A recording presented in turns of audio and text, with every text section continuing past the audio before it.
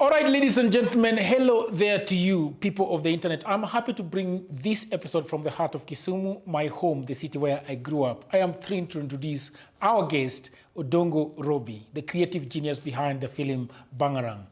This critically acclaimed film, now streaming on 4 major platforms globally, isn't merely a piece of cinema. It's a vivid recollection, a poignant commentary, a touching homage to the resilience of Kisumu in the aftermath of the post-election violence. Odongo has painted a strikingly honest, powerful picture of these traumatic times, using the canvas of his film to capture and immortalize the resilience of human spirit.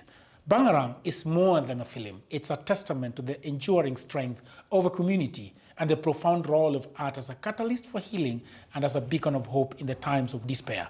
Welcome to Dialogues with Jagero. In a world full of quick opinions and half-baked ideas, I am here to bring depth, insight, and rigorous examination to this conversation. This isn't just another YouTube channel or podcast, no. It's a forum for challenging views, for testing the strength of our beliefs under the scrutiny of informed dialogue.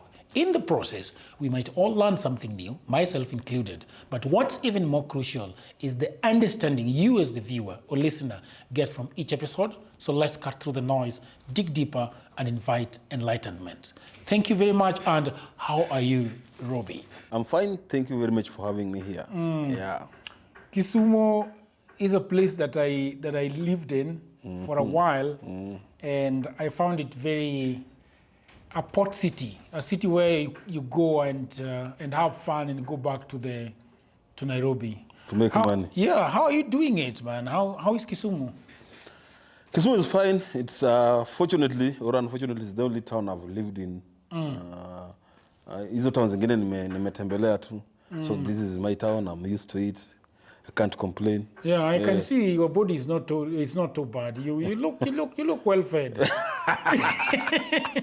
Yeah, I own the credits. I've been feeding myself. You've been feeding yourself. Yeah. The story that I want to talk to you about is a story that is also close to myself. It's a story of resilience. Yes. And some of us in the creative world, we have found it very, very difficult to sort of get out and do something for ourselves.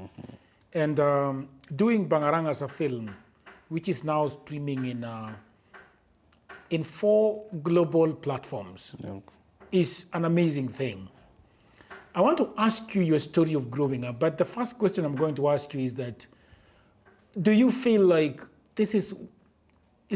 are you pleasantly surprised at what you've done with yourself? For sure. I think surprise is an understatement. Yeah. There are times I wake up and look at myself and like, Mimi ama si Mimi. So I am more than surprised. I keep on surprising myself. Every day. Yeah. I grew up in Nyakach. Okay. And I went to school on foot, barefoot actually. And at some point, I just decided that, I want to run out.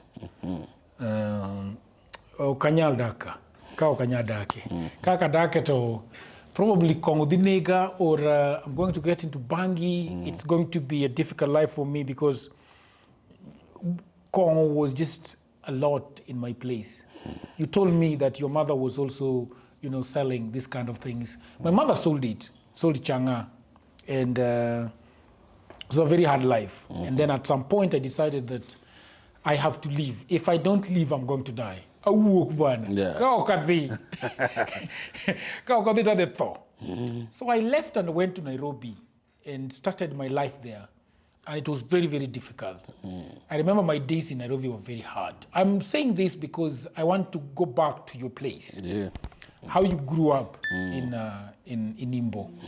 Yeah? Yep. Donge? Yeah. Tell me about your growth. Mine was a kid with bare buttocks running around in Nyakach. Later went to Olembo Boys and then ran off to Kisumu. What do you remember? Ngome paro about your childhood. How did you grow up? You were telling me the story of Ukimwi and Kaga, how this thing killed. How did you grow up? I was born in Imbo. Imbo is in Bondo district, Siaya County, in 1984, along the beach, Wele Beach. So mimi nilizaliwa huko. I grew up there. I'm the last born in a polygamous family. Mama yetu tena ndio mdogo. My dad was the assistant chief. So first of all, I grew up where people never used to go to school. By the time I was growing up, if you were going to secondary, you were valued by the whole village. Mtoto wa nani ameenda secondary. Because the influence along the lake, there was a lot of money then. It's no longer there. There was a lot of money along the lake. Mtoto wa class 3 anatoka shule jioni anaenda kufish anapata do. So this money used to get into people's mind at tender age. If your father was not strict, very many people dropped out from class 4, 5 here to go to the lake. By that time, we thought our father was mean. We never went to the lake. I don't know how to fish, despite growing there the whole of my life. Because babangu hakuwa anataka kusikia mambo ya lake. We thought he was mean, like watu wanakuja shule wako na pesa, si hatujai kuwa na pesa. But later on, like right now, if I look back, 80% of people I started schooling with from lower primary are either dead or wasted. There are people, tukikaa now they look like my grandfathers, and they're wasted in alcohol or whatsoever, and they're dead because HIV imemaliza watu huko chini. So at one point, later on, I came to appreciate that my dad meant Why do you think your dad was strict? Because do you think that he was learning from something? Was he smarting from something like, well, don't know Jodale Ukawa, Quiriu and all those guys? I'm told that my grandmother was the first person who was against the lake. So babangu na the brothers hawakuenda shule sana, but they never went to nini. They went to those class 7s of those days. Yeah. So the grandmother was so strict about going. He knew that anataka watoto wake wasome. That is very interesting because Dala wakwacha Sango the name. Yeah, I know Sango Beach. Yeah, Sango Beach, yeah. So some people from my village left and went to Sango. Some went even further to Karungu. And these guys, something really strange happened to them. Yeah, it is. So I wanted to ask you a question about the lake. The people say that there are spirits in the water. But then, there is Chode, there is Ukimi, there is money. And they say, Nikangato the other name, to Kudugi, Karakara of them. So I've always wondered, give me what you is it really the spirits moinam? Because people say there are spirits moinam. But I disagree with that. Yeah. I don't want to cling it to spiritual anything. Yeah. I was brought up along the lake and I know what's happening there. Just careless living. Most of those people, there are people that lack exposure, they lack education, but they have money. They have money and there's a belief with Janam. The lake is very risky. You don't know when you will die there. So the moment I'm talking about pesa, I make like 10,000 a day and I spend, they don't save. Because anasema when I save today and tomorrow nianguke huko. So they live for the day. And they don't have any idea for investing. They as in ni mtu anajua tu kule pesa. So there's raha, there's a lot of, that's how people die there. People don't think, they don't see it as a business. They see that yenye metoka kwa lake leo tutumie. Most of people don't even have houses. Because at night they're on the lake, mchana wanakunywa changana nini na.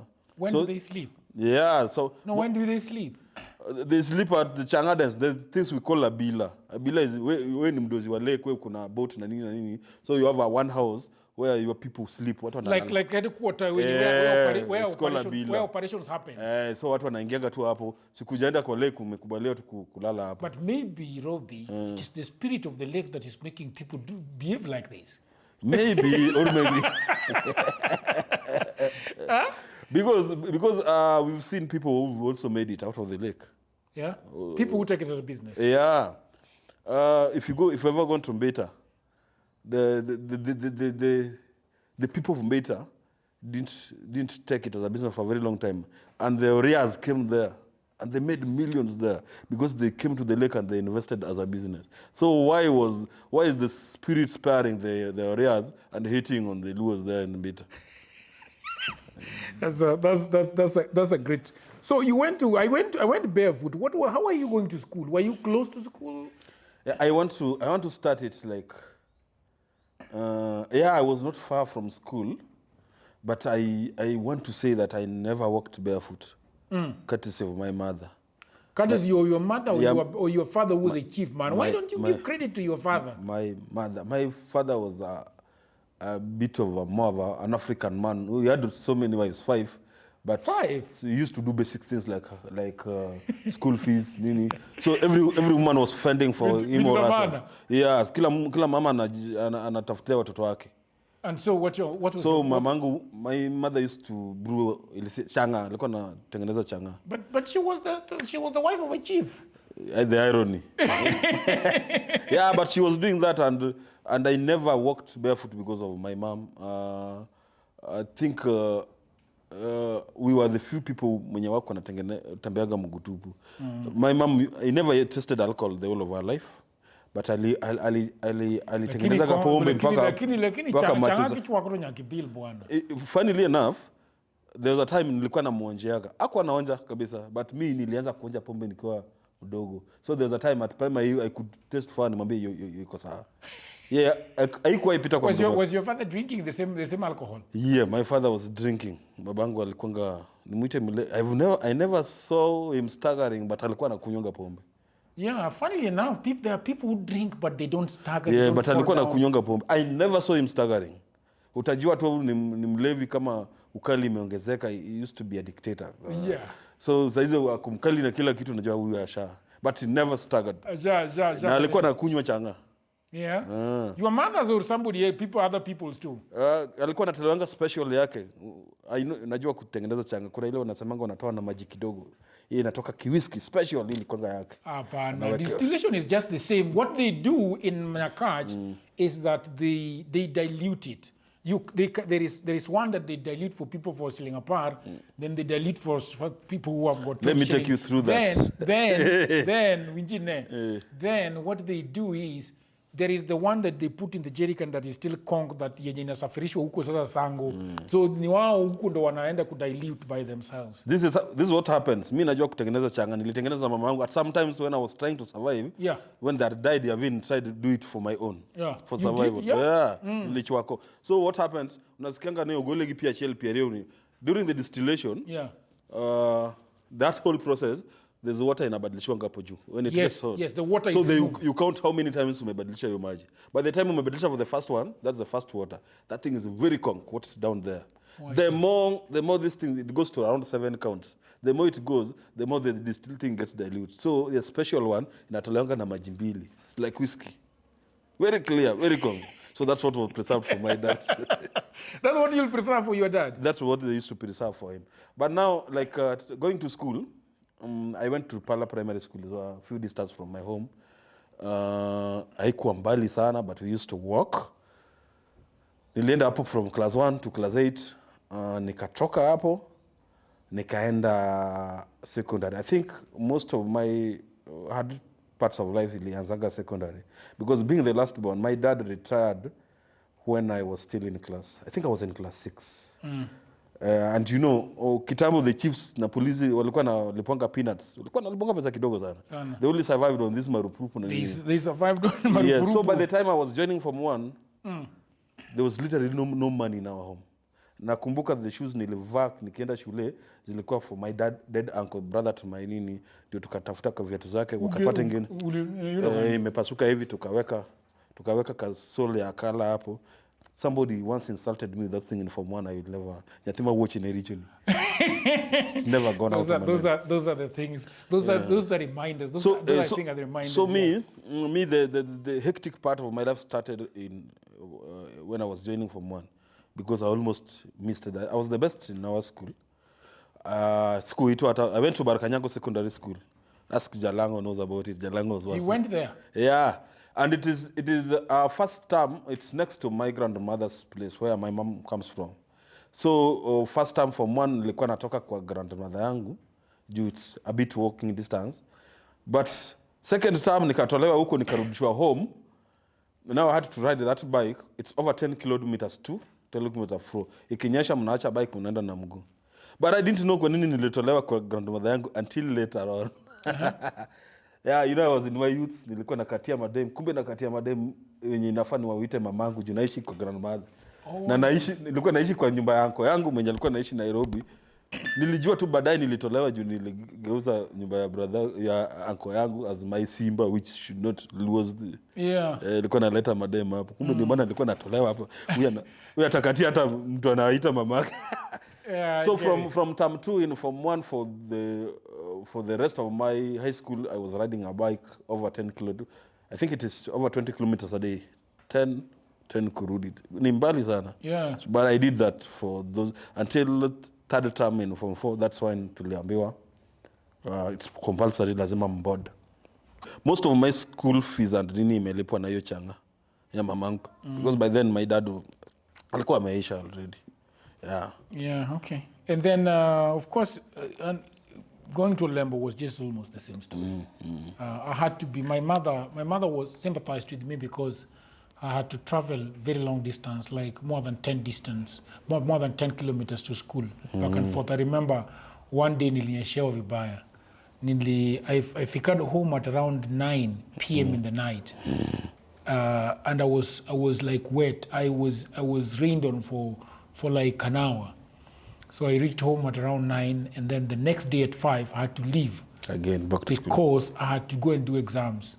So what my mother did was that at some point she just decided to go and talk to mtu wa kanisa yao mwenye alikuwa anaishi karibu na shule, so that it becomes easier. You finish school, you got a B, just like B me. B minus, just like me. I got a B minus with 59 points. I had a cutoff of 2 points. I couldn't go to the university, and my mother said, "Fuck it, I'm not taking you back to school. You imetosha," because your mother was educating you through changa. Yeah. So I imagine you got a B, and you're a cutoff points of how many? I got a B with 58. 58. So 3 points out. 3 points out. Interesting. What did you feel about that? I felt like the world had buried me. Let me tell you, for a very long time, nilikuwa na kunyonga pombe vibaya. My alcohol story is another whole story. I'm a success story when it comes to alcohol. Really? I am a success story. People still don't believe, but I'm doing 9 years now without. Mimi nimeanguka hata kwa stage hapa saa 9 mchana. So when I stopped drinking alcohol, it was a struggle. Then I started analyzing kwa nini nilikuwa na kunyonga pombe hivi. Then I realized kulikuwa na vitu at the back of the mind zilikuwa zinanisumbua. One of them was missing going to university, because this is where I was. I knew the situation in our home. I knew the only way out of this is going to university nipate job. Alafu shule pia there's a way, kuna group watu walikuwa naitanga the university materials. I was one of them. Tulikuwa na surety tunaenda university. Because I knew my dad could not even take me for tertiary or any college. So me nikupita niende university, and I was sure naenda university. What happened I didn't know. So the moment niligundua nimemiss university, it took me years and years to accept that. Very many years. Alafu at some point of life naona kama watu nilikuwa na washindaga kwa class, wengine walipelekwa polisi, wengine they coming back home. Mimi nilikuwa nachoranga hizi kazi za kuchora, handwriting. Wanakupatanga umelewa hapa, wanakunulia nini ya 100, but inakuhit like hao watu ni watu walikuwa wanashindaga. So hiyo kumiss university, that is very interesting. Hiyo ilinichukua time ku accept. I tried applying for so many. Nili-apply mpaka MTC nikaitwa, nika-tone down wachana na MTC, nikakuja TTC nikaitwa, but the moment unaitwa ndio unagundua by that time now the parents had died now. But even hata wangekuwa, I think the best they would have done ni kuuza the only surviving piece of land. Yeah, so there's a time nilijaribu university, nikajaribu hizi colleges, nikasema okay, because my hopes I never knew I will make it out of art. That was not growing up in the village. You don't even know people make it through art. You don't even know what art is. You don't even know what art is. You can be doing some writing, but you don't you don't know you are art. Actually, the first person to call me an artist was when I was in Form 2. We had read game skits na zilikuwa zimeandikwa Barakanyago Secondary. So kuna watu walikuwa wananuanga hizo vitu kwa mtumba zenye zina maandishi. Then in our school, but then there was no electricity, so they were doing that manual typewriting. That manual typewriter had some ink ya black one, ilikuwa na kaga. So hizo ink wametupa I used to squeeze them, alafu naandikianga watu hapo Barakanyango secondary na wananilipa 20 bob. So there was a time hizi vitu zilikuwa mingi shule mpaka walimu wakagundua no, there's a fake games kit here and who is writing them. Wakagundua ni mimi. Ndio wakaita mama wakambia we are two brothers there, the other one alikuwa mbele yangu. Wakaniambia one of your sons is becoming an artist. That's when I had a hint that I am an artist. But it stopped there again. So mi sikuwa na hope hii kitu ya art nitakwambia vile nilishangaza hata mimi mwenyewe because mi hope zangu ilikuwa university. The moment nilimiss kwenda university everything turned, the world turned upside down. Nikakaa hapo nikasema okay, now naenda kuhustle. Ukatoka ukasema hadi Kisumu. Yeah, me I grew up in the village. In fact, the first time I went out I came to Kisumu here, I was in class 8 when we were coming from music festival, Kisumu Girls. Nakumbuka vile those tube lights ziliwashwa hivi fa. Kila mtu akachapwa na shock, that is a culture shock. Ukashindwa kuimba because everybody was coming to come on the so unajua there's a moment mnakanga kwa stage mnangoja the DJ kufanya ngling. So everybody was looking at the lights. By the time anafanya everybody we are supposed to be singing. Then the first time I went to Nairobi, I was in Form 4 tulienda tena music festival. Ndio nikakanyaga Nairobi because city of glasses, city of light. So but like drama, I never did drama in school. In primary where I went to, there was no drama. I didn't even know that drama festivals. There was just music that we did in class 8. The teacher came in class 8, class 7, class 8. Nikienda high school pia ikuwa na drama. There's a teacher who came with drama when we were in Form 4 and we went up to provincial levels. We came to Kisumu Boys and I was doing a narrative. I think that is the closest I came to art. So mimi nikimaliza shule nipate nini, sikuwa nakumbuka hata hii art naweza ishi nayo. Mimi nikatoka huko, my brother was here. My brother also had the same fate like yeye alipatanga B plane. By that time walikuwa wamekaza siji B plane na point gani yeye pia kwenda uni.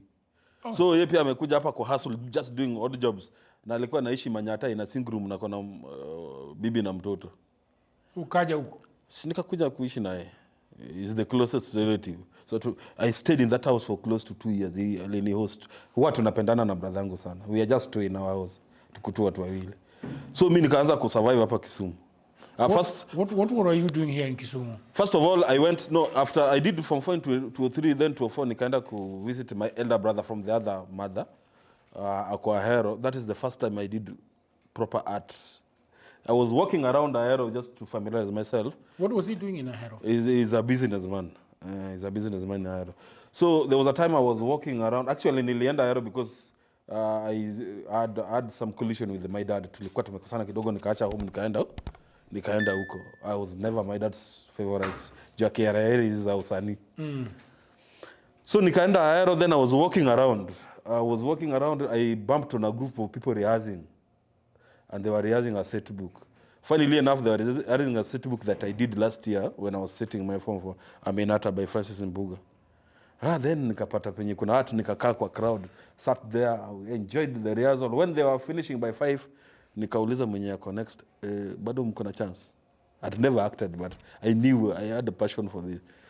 Kumbe it's called Lagnet Theatrics. Kumbe these guys that go around with set books and you know. No, these guys were starting it for the first time. It was a theater group that were doing these TFDs for NGOs. Nini. So the director who came in, Paul Miyumu, had just came in to introduce set book. So walikuwa na watu wengi lakini wengine walikuwa naogopa set book because they are not used to cramming lines. They are used to TFD. Mnaendaga set mnaambia wewe ni kwa huyu, mnaanza kuchapa free lines. Nikiuliza hivi akaambia director akaambia there's a part you can play. Nikapewa part za daktari alikuwa anaitwa Dr. nani? Malembi, the husband to Aminata. Nikaambiwa we are giving you 2 weeks to cram those lines. If you don't cram, you are out. But cramming is always my strength. Within 4 days nilikuja na lines. Tukachapa. But now the problem was I was young, but the person who was acting as my wife alikuwa mtu mkubwa. She was strong on stage than I, so alikuwa ananimeza. Akasema I'm rhyme. Wakauliza part gani iko tena? Nikaambiwa there was in the book there's a character called Ababio, the village drunkard. Nikamwambia unaweza chapa Ababio. Nikapewa tena 10 weeks, 2 weeks, nikakuja within 4 days na lines. Nikajaribia hiyo inakana director anafanya hivi. That's how I started acting. So tulichapa set book for close to 2 years. Then it's one year I think. Book yenu ilikuwa ni ya kutembea kwa shule. Shule tu within local schools. By the way, I want to ask you who paid when you guys went to schools? Is it the school that was school. There's a time I was paid 75 bob. Yani kuna I think that thing is just to build an actor. Lakini iko na frustration. It was a business for these guys. The problem was bringing those schools together because the more the number, the more money you get. Kuna time tuliperform Rae and there was no money. Tukirudi tuliomba lift kwa tinga ya mewa tukirudi. Bwana. There's a time nililipwa 75 bob. So I did that for like but I love it. That was the first time I was in touch with real acting, real art. So nilifanya hiyo then 205. That was a bit of 204, then 205. Mamangu akakufa, nikarudi home. Tukachana. The group also was dismantling because we were young people. Wengine walikuwa wamepata chance ya kwenda kule nini. So the characters were leaving. So ilikuwa inakufa. So nikaenda home. Nikazika mamangu.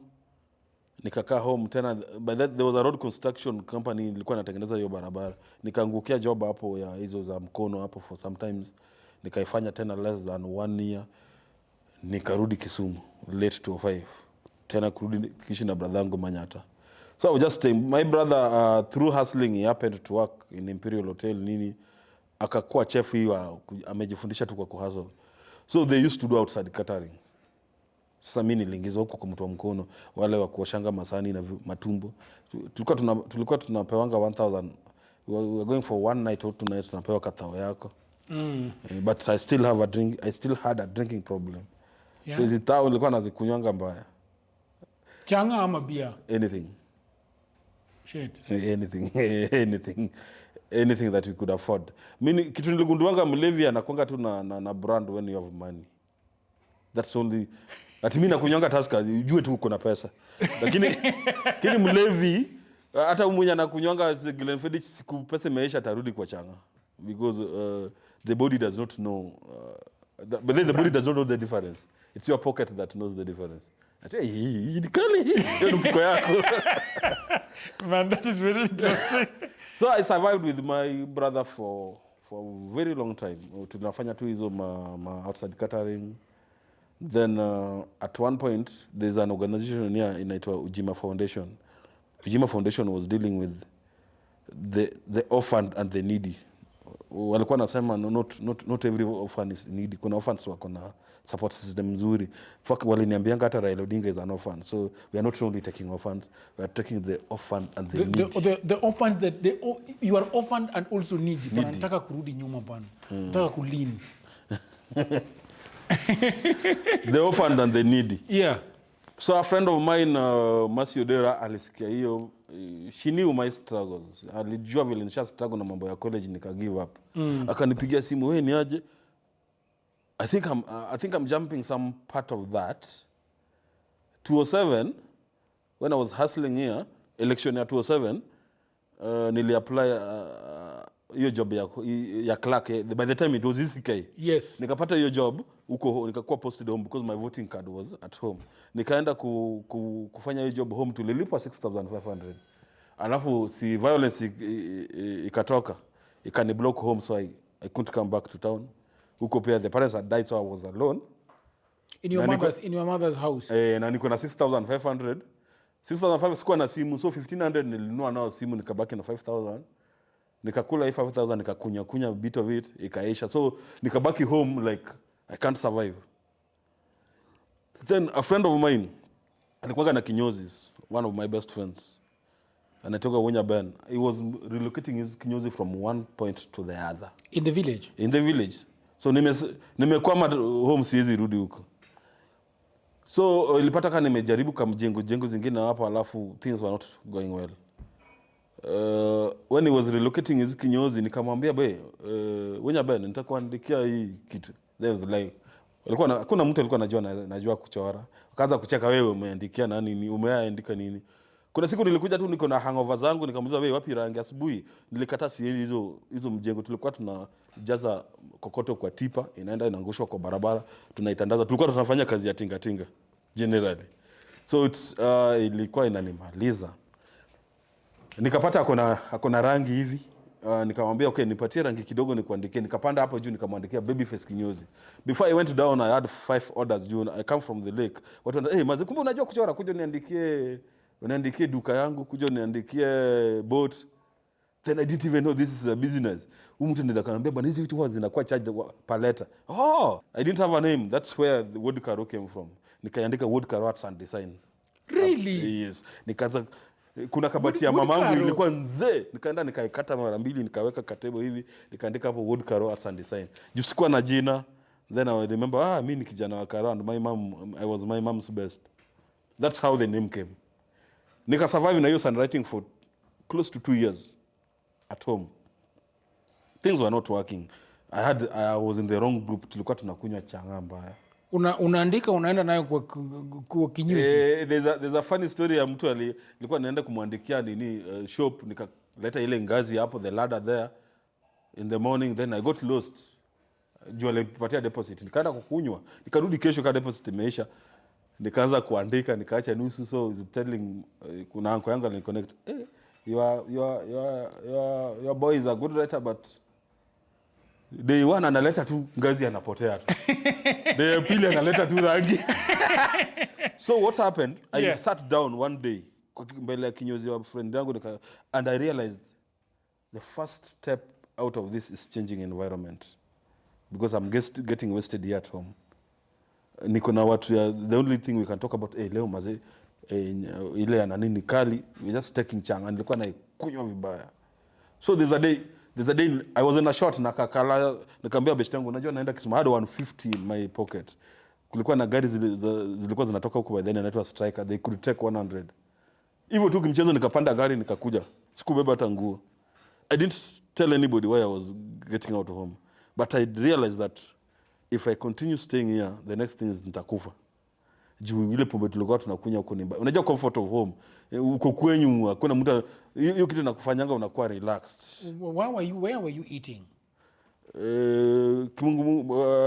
si unajua unapatanga kaso mbili ukipata kaso mbili unaweza kula madondo ya 30 unakunywa 170 hivyo tu tulikuwa tuna survive tu hivyo I was thin I was very thin and then you go back and sleep at your mother's place and I was very thin really sikuwa nakula vizuri I was very thin just a friend like of there was nobody at home at all you were just you and the graves and the graves you and the graves yeah so unajua we had a big home and my dad had so many wives and all of them were dead so kikamkanga hivi all of them were dead unaondoka hizo graves na wewe peke yako unaenda kwa ngangu unasema baze so I had a brother but yeye alikuwa shajenga kwake so that is how I left home again and came back here were they back to how you started filming how did this start the idea of writing films because now I want us to go to that and then go down to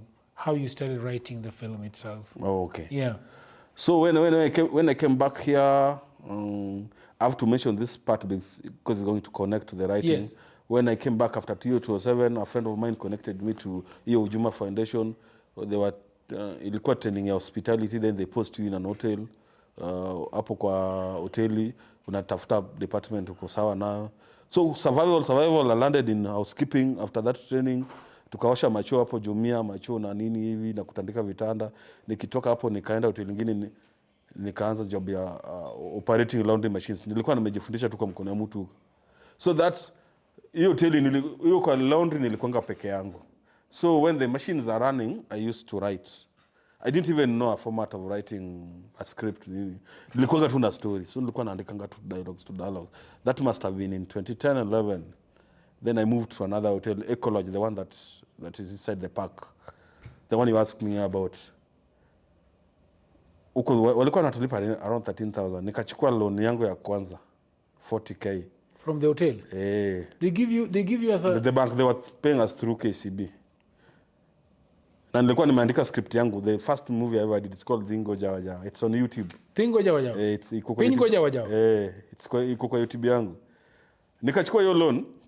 Nikasema I had got an accident, so the bit of the loan. Actually, that accident I thought was the one recently. This was 2013. During post-election violence. Ndio hizo pale. It was an almost fatal accident. So in corner iko straight because I didn't have money for operation for a very long time. It was on a sling. Kwanza ilikuwa manga hapa. So nilichukua loan to top up on some money niende nifanyiwe operation in 10 week Bomet. So nikitoka hiyo operation nikabaki na pesa nyingine hapo kidogo around 15,000. Nikasema nataka kushoot movie yangu na 15,000. Nikaita I have friends around wenye walikuwa na kamera. Nikamwambia nataka kufanya hii. Hii 15 ilikuwa tu ya kulisha watu kwa set na moving from point A to point B. No, to cameras. Kama mtu wa kamera ndio nilimlipa around 5k. Alikuwa friend akanifanyia hiyo editing pia akachukua 5k. So nilishoot hii movie and the reception was so good, but the people there's a guy I had on set akaona hiyo script akaniambia Robbie, unajua kuandika but hii si format ya screenplay. Nikajua kumbe kuna kwanga na format screenplay. Akaniambia okay, go online search for kitu inaitwa Celtics. That's how I was introduced to Celtics. Nikatafuta Celtics nikajifundisha kutumia Celtics peke yangu. So it's a lovely software. Yeah, I've never used any other software. Yeah. Because mimi natumianga tu Celtics. So from there tukachapa hiyo movie tuka YouTube. The reception was good but we never sold it, like we didn't have manpower to. Alafu nikachukua around 2 years. That must have been 2014 late. Nikachukua around 2 years bila kufanya nini. Nikaingia kwa comedy. I used to do comedy. I had a comedy show here yangu inaitwa like City Comedy Show. Comedy kuna vitu zake. Nikaachana na comedy. So in 2015 one of my boys wenye walikuwa wanafanya comedy kwa show yangu akaniambia bwana, niliona ile movie yako. You know how to write, so andike tu kitu tufanye. Ka movie? I remember tulikuwa tumeenda kuperform Bondo kwa show ya Tony Nyadundo and that was one of the worst experience. Tulitoka huko hata bila fare. So tulikuwa tunatembea tumeshukishwa hapa na Nyaugenya. But I don't understand about art gichudo gi everything. Jogi jilalgi pesa jowete gi kuzungi chudo. I don't understand. Like ile ya Bondo, obviously the club was for my friend na mimi ndio niliona kama kuna performance, nikamwambia bwana kama tunatuna perform, can we come with my comedians to be part of the show? But hata yeye aliungua hiyo siku, watu hawakukuja kwa hiyo show. So tukabaki tumekuwa na Bondo, hatuwezi rudi huko. So when we were walking back tulipata kamia tukapanda Nyaugenya ya saa 9 asubuhi tukashuka hapa. When we were walking back home, hizi stories za usanii tu ndio mwanasema tuandike tu kitu tufanye. Ndio nikaandika Seredo 1. Now at least I knew a format ya kuandika a screenplay, but I was not good. It's a 1 hour 30 minutes but script was less than 10 pages. So you can imagine zingine zilikuwa zinajazwa kwa set. That is where it all started. Nikifanya Seredo 1, this is how I did Seredo 1. Niliandika alafu there's a friend of mine, I was vying for some political seat by then. I was in Australia, akaniletea some handcam ndogo kabisa. Nikasema juu sina pesa, I will write this thing.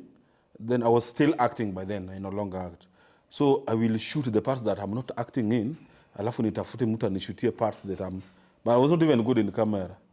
So nilianza vizuri nikagundua hiyo camera ni low quality. It had a lot of grains. So I went to a friend of mine, anaitwa Ben Uching, who runs Phoenix Entertainment. Nikamwambia bwana Ben, uko na kamera poa, niko na nini hapa nataka unishutie tu. Nitajieditia. I had basic editing, very basic, ya kukata ya matanga. So akaniambia bwana I am busy. Akaniambia ya matanga ama ya wedding? Nakatwanga kama mboga hiyo. Akaniambia bwana I am very busy, but now that you approach me nitakuja nikushutie nikupatie. Within my schedule siwezi edit. Akakuja hiyo Seredo 1 when we were shooting, all the shootings were starting from 2 p.m. The idea was kila mtu atoke kwa kisha kula. Hatuna budget ya nini. 90% of those things were exterior. Hatukufanya interior. Hatukuwa na light, hatukuwa na anything. We are relying on natural light. Yeah. So that's how we do it. Relying on the sun. Around the uji. So this guy mwenye alikuwa, he was an editor too. Mwenye alinishutia. After 2 days nikaenda kuchukua hizo clips. Kumbe alizireview akapata hiyo story ni tamu, akaniambia I am not giving you this. wewe hujui kuedit. Hii kitu ni tamu, mimi ndio na edit. So that's how I go. Alishoot akaedit. Tukishamaliza kushoot sasa tuna watch first draft. Akasema bwana hii kitu ni tamu. So we can premiere this. Hivyo tu kimchezo. Then we premiered that at Sovereign Hotel. Hall ilijaa. Mpaka watu wakasimama. Tulishangaa. Hall ilijaa. And the reception the quality was bad, but story ilikuwa hapa. So out of those audience wenye walikuja hapa. How was the audio? The worst thing you want. We didn't know about it. Sisi tulikuwa tunatumia sound ya camera. Exactly. So sound ya camera? Tulikuwa tunatumia sound ya camera. Damn, people heard. And they laughed. Which means they heard the punchline. So out of this audience yenye walikuwa hapa, one of my friend was anaitwa Oyekoredo was among the audience. Na aliona hiyo movie akaniita, but the next day akaniambia bwana, you guys have potential. I want you to do Seredo 2. I'm going to fund. Really? Akanifuata for almost a year. I thought he was joking. Kuna siku nimekutana naye meeting, nikamwambia mimi nakwambia uandike Seredo 2 na utaki. Alafu akaniambia, "Which unaona vile mlikuwa na struggle. So sema tu hata sasa mmefika tao." Nikamwambia, "Okay, now you have given me a story. Sasa naenda kuandika." So nikaandika Seredo 2. He didn't have money, but alikuwa na friends. Aliita ma friends wake waka contribute pesa, so at least tulikuwa tunaweza manage tuk kutoka from set 1 to set 2. We had a bit of lights kidogo. That's how we did Seredo 2. Seredo 1 ilinipatianga award moja, the first award I ever won. Seredo 2 ilinipatia awards 2. Seredo 2 was better, much better, because now I gotten so many criticism na nilikuwa everything nilikuwa naona hapo. I didn't go to a film school. So any criticism ama remarks na kujanga online, nasemanga I'm a graduate of YouTube. There's a film school called Film Riot. Hapo mimi niko na PhD kwa Film Riot. Hapo ndio ulikuwa na everything. Any comment nimesikianga naenda hapo, I search about it, alafu a bit of workshop. So that's how we did Seredo 2. All these things azijai nipatia pesa. Na nilikuwa nimefanya na tu pilot. Hata kidogo. Actually there's a pilot nilishoot, ikabidi niuze TV yangu kwa nyumba, ni found now pilot because shoot imekwama na sina do. When we were launching Seredo 2, by the time when we were launching Seredo 2, by that time I was working at Aga Khan Hospital. Bado nilikuwa na operate laundry machines. So tumeenda ku launch Seredo 2. Tuli premiere the first film to be premiered in the cinema here. Tuli premiere huko na we wanted it to, I was with my friend Nicholas Odongo, tulipatana na yeye. We wanted it to be classy, you know. So hii kitu ilijaa, watu walikaa mpaka kwa floor ya cinema. Na Seredo 2. Na tulikuwa tunacharge 500 shillings. Nikirudi job the next day, watu wa Aga Khan wananiambia, we thought umeomoka, ile ni pesa. But what they've never known is the budget ya ku launch the premiere was 200k. Na hiki unajua movies budget the premiere hall na nini na everything ilifika 200k. Na the movie, when we were shooting the movie, nobody was paid, everybody was volunteering. The agreement was tukisha premiere tutoe expense, kitu imebaki tutagawana. That's how I've been doing my movies. Hizo za nyuma, volunteering too. So tulipata kwa get 215,000. Na expense ni 200. So nimebaki na 15,000. Nataka ku share it with among cast. But why didn't you go to somewhere that is a bit cheaper? We didn't know it will come to that. Then the Luo thing ilikuwa natusumbua. We had seen how Riverwood did that. We wanted it to be colorful. So tukasema hii 15k tunataka we want to give it between around 30 something people. Tulitoka hapo na around I think 350 shillings na mtu anajua umeomoka. So these things they never gave me money. Kabisa. So from there I went to the next movie, Odongo Robbie. Odongo Robbie is an idea that I told you I used to do comedy. So there was a time around media were looking for comedians. We never knew they were looking for comedians for Viusasa. They wanted to launch Viusasa. Walikuja hapa wakatudanganya. There's a mega comedy competition. They were walking around.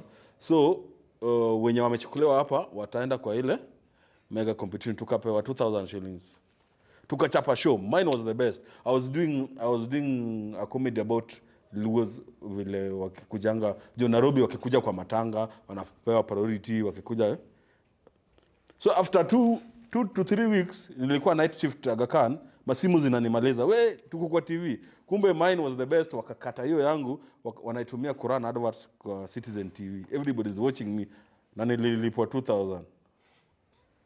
Because kumbe hii kitu haikuwa competition, it was never, these things were meant for views sasa. But you know, unajua poverty ni mbaya.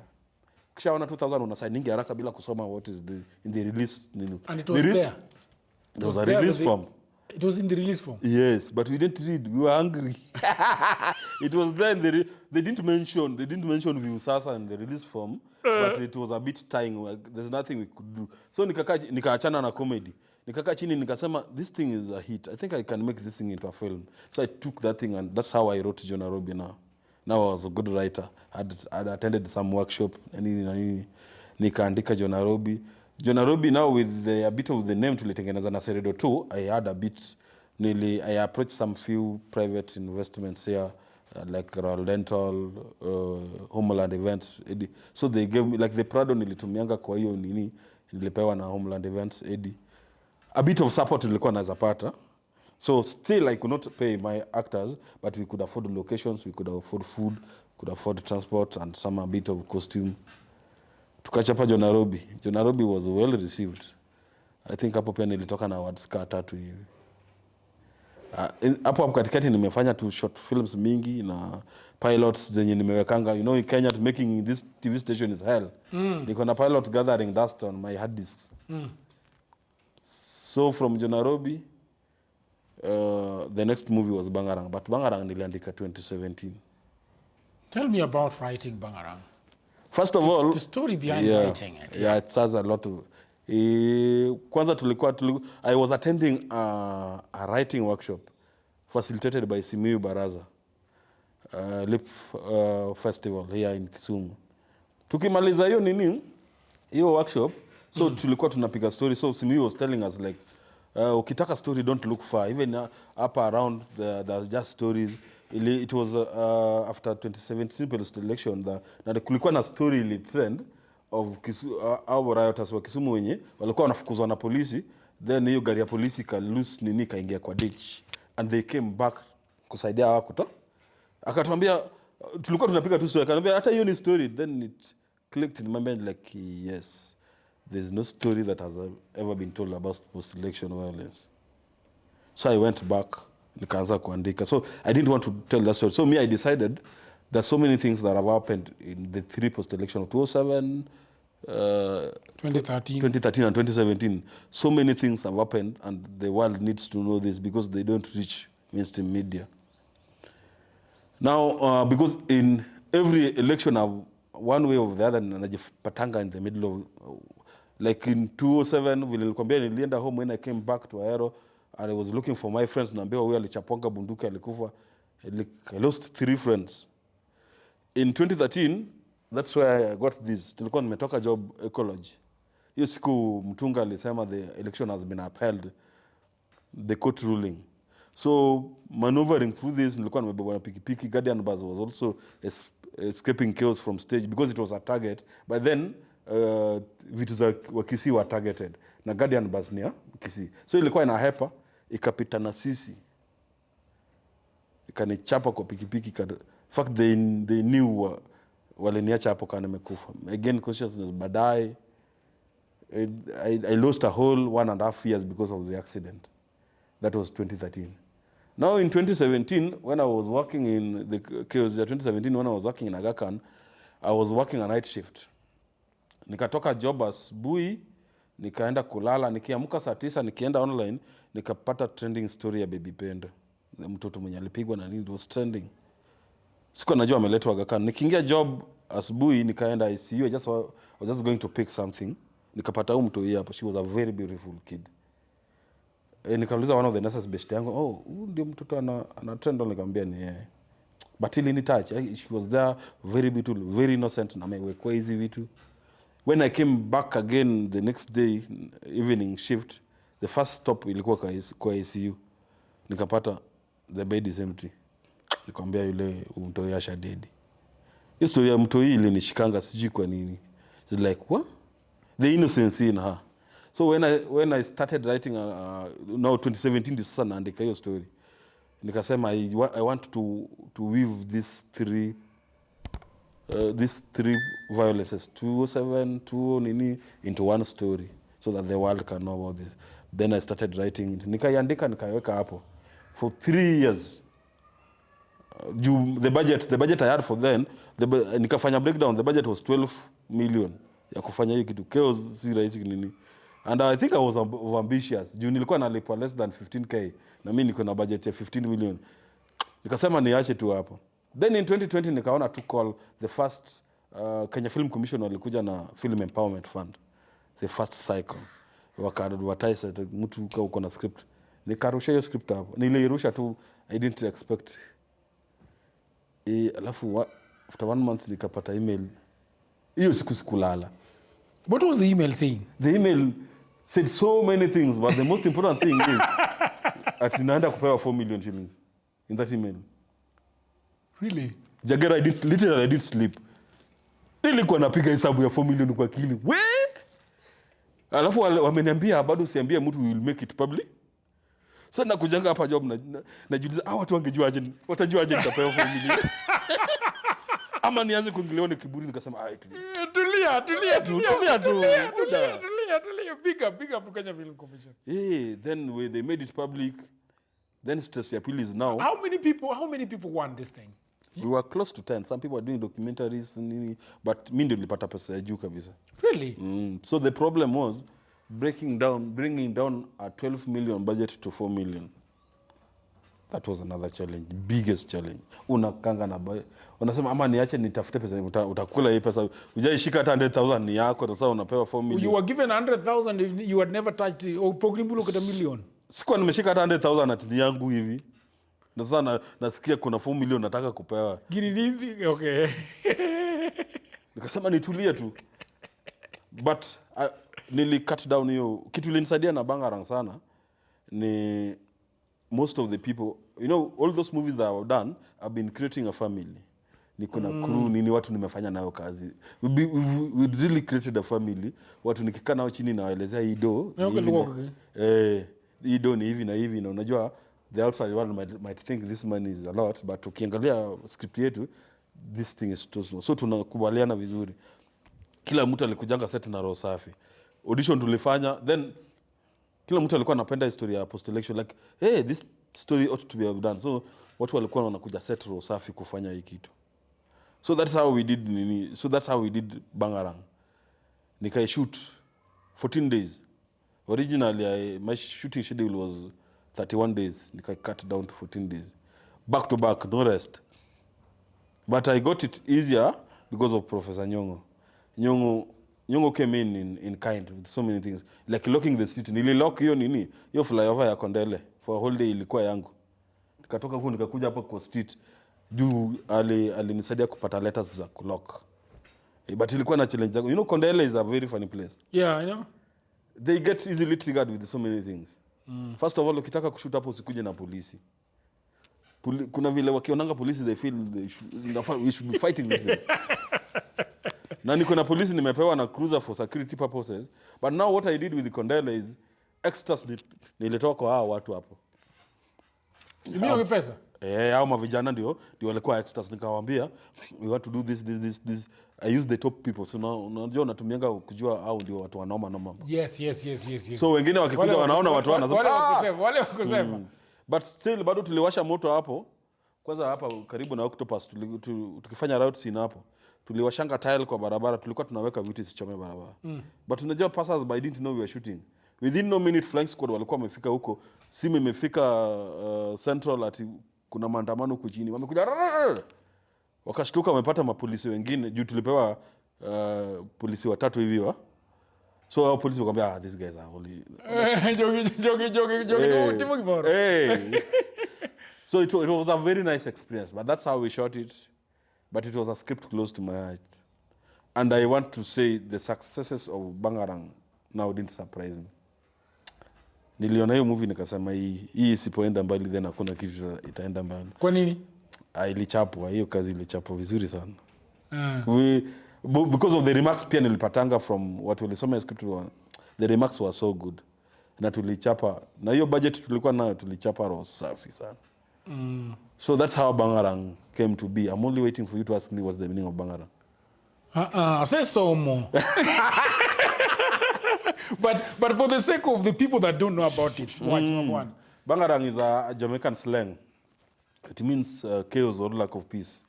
So the story you are doing was a story about chaos. That's how the name came to be. I'm a reggae fan. Mimi mtu wa reggae sana roots. Now there's this song by Freddie McGregor. Jamaica we know want no Bangarang. So that's where I got the title and nikaiweka huko. Actually the song is called Bangarang. Yes. Yeah. Yeah, I know this. I read about the song and I read about another thing also around that. The name. It's shoot movie. Movie work. Did you do a premiere? Yeah. We premiered here in Nairobi. Full house in Nairobi. For the first time movie imetoka kwa Kisumu, watu wakajaza cinema Parklands. Which cinema? Anga Parklands. Anga IMAX. We did a premiere there. Koro, after that, you now want to sell this movie to the streaming. Tell me about now the streaming, how the streaming guys came. And I know Amazon and I know Netflix. The other two.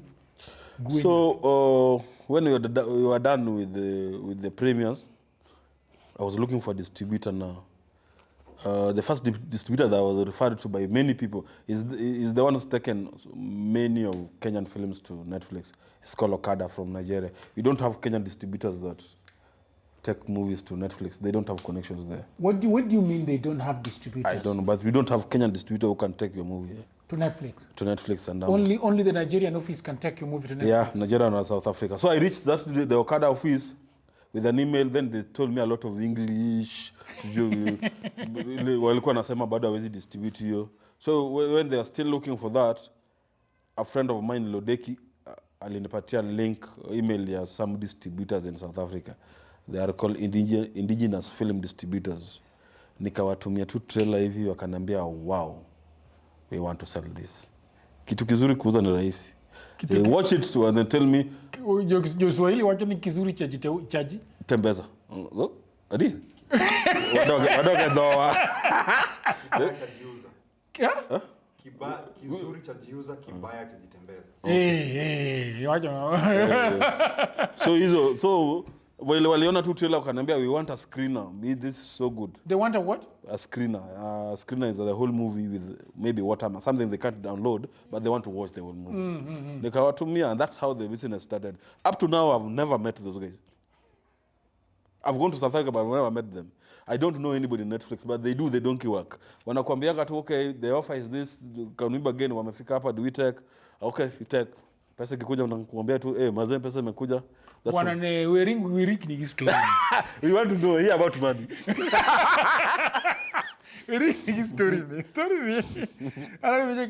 So you took it to South Africa. Yeah. These people who are the first people that they approached? Netflix, actually. Then Netflix was supposed to be the first people to take this thing. They liked the movie. They said they want to take it. Then, we were approaching elections. Yeah, 2022. Then I think at some point when they were almost signing the deal, they sent this movie to one of the agents in Kenya. I've never known who that agent is. But they said the agent advised them that movie is very sensitive. You've watched it, it's very sensitive. Yes. They said that movie is so sensitive, and now that we are going to electioneering period, wanaiogopa kidogo. So he advised Netflix to hold on. Yes. Election ifanywe. In case election iishe bila chaos, then they go on with this. Because they were saying like, chaos inatokea, then people cling it to, because it's talking about sensitive things. So that's how wali hold their houses kidogo. During that period, my distributors worked so hard and we landed in Amazon on a non-exclusive. I think it was blessing. What do you mean by non-exclusive? Non-exclusive means I sell, you are Amazon, I sell to you, but I'm allowed to sell it to this guy again. Exclusive means nikikuuzia ni wewe. Yeah.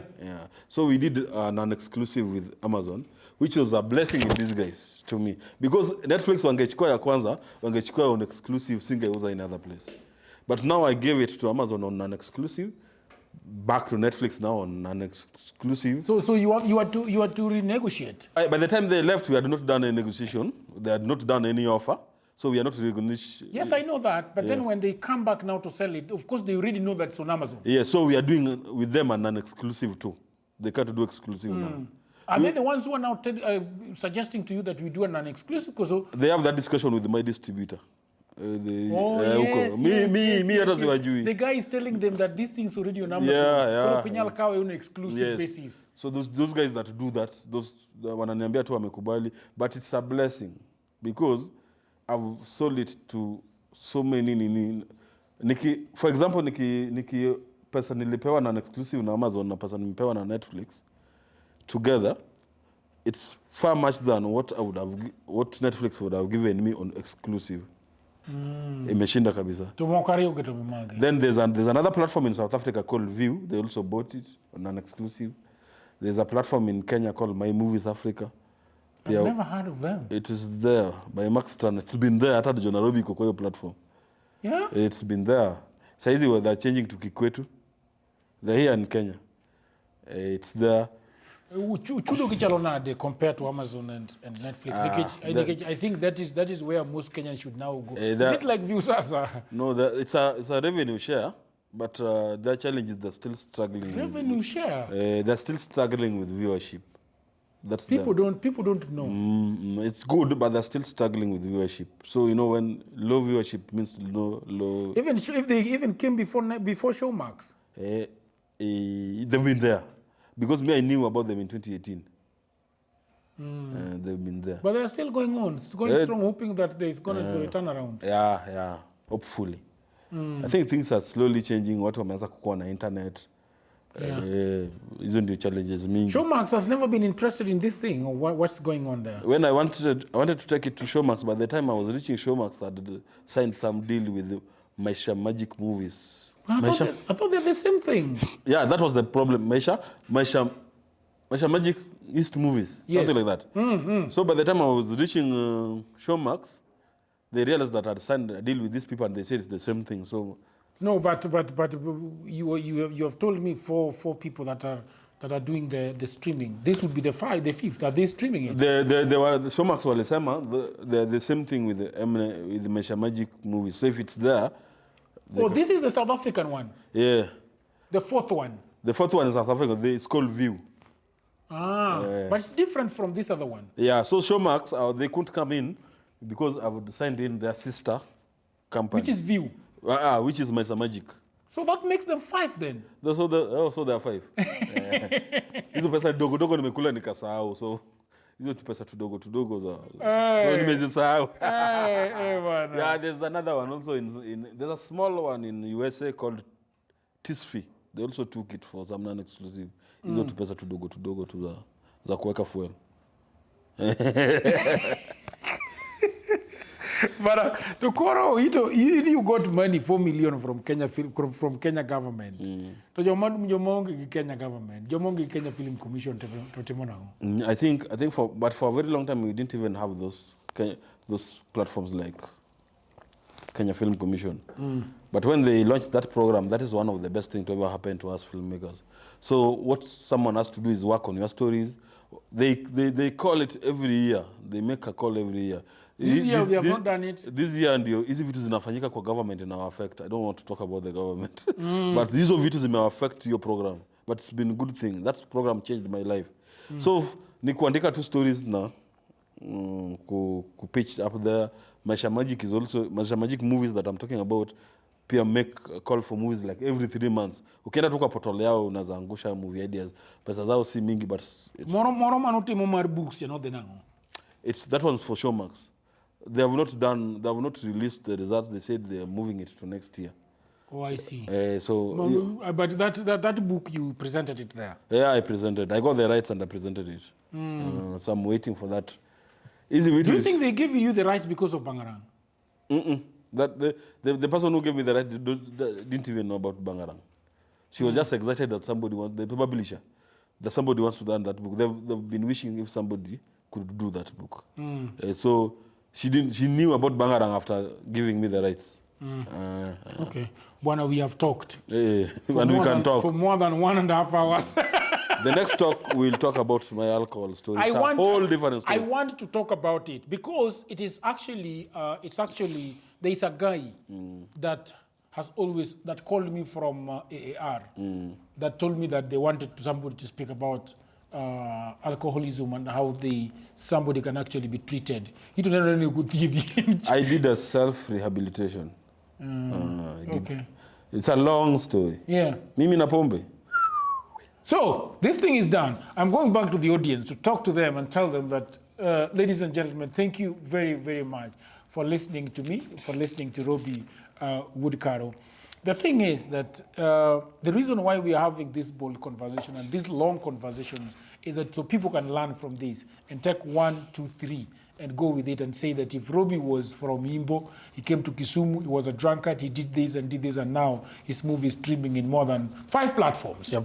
Internationally. Internationally. Yeah. Anybody can do it. Please subscribe to this channel. Please leave a comment, ask questions with the person that, if you have somebody in mind that you think we should be able to talk to, please give me a call, email me, or just let somebody who you think know me tell me about it. And so until another video, thank you very much and have a good one.